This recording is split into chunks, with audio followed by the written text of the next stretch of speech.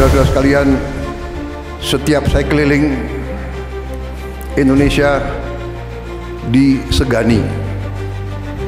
Kurang 1 bulan menjabat, saya sudah dihormati. Bukan Prabowo yang dihormati, Indonesia yang dihormati. Kenapa Indonesia dihormati? Indonesia dihormati karena ekonomi Indonesia dianggap berhasil dengan sangat cemerlang.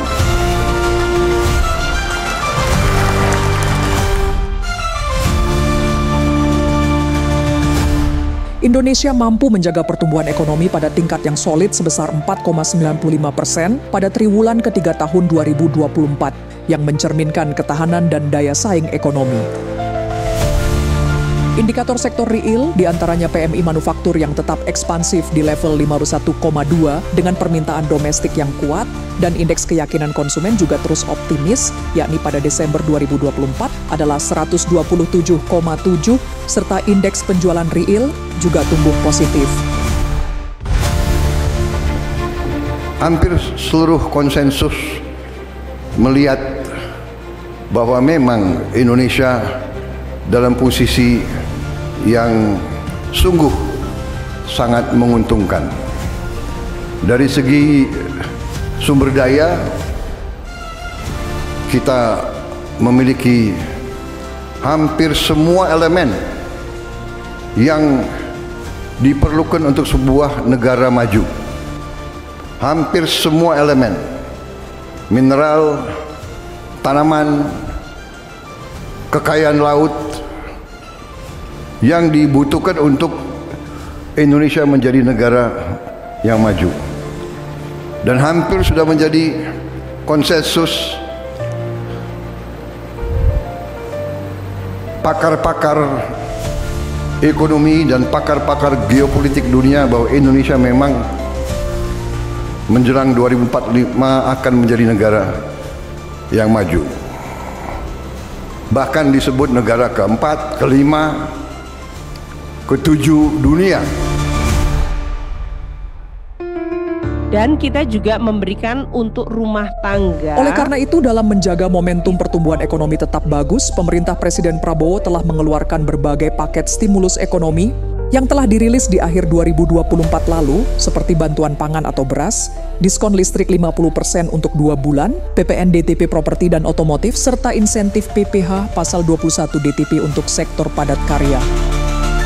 17 program prioritas.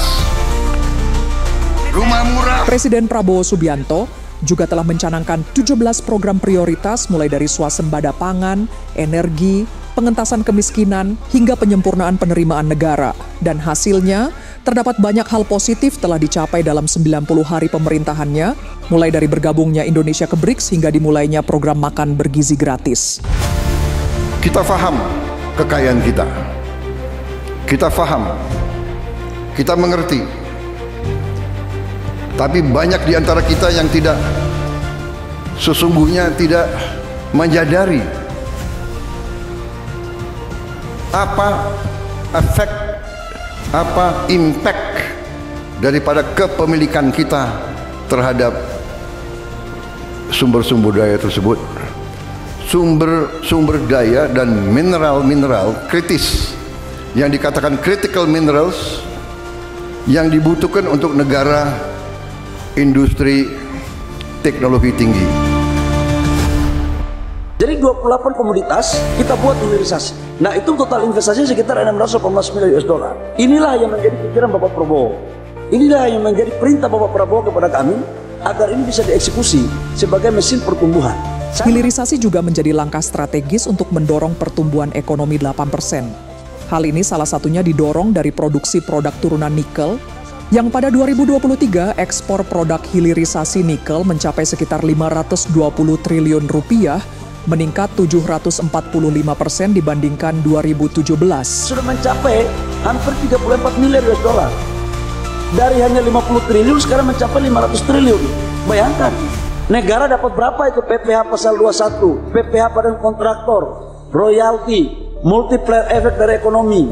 Inilah yang membuat menciptakan kawasan-kawasan pertumbuhan ekonomi baru.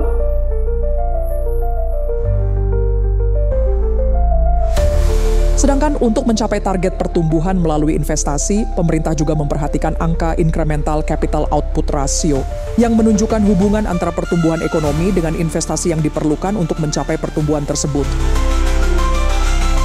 Program pembiayaan untuk sektor produktif akan dilanjutkan juga di 2025. Untuk pembiayaan UMKM melalui program KUR, KEK akan menjadi pusat pengembangan sektor strategis termasuk untuk peningkatan transformasi digital dan sumber daya manusia. Sedangkan penyaluran KUR tentu saja akan terus dioptimalkan untuk mendukung pembiayaan sektor produksi, ujar Menko Airlangga.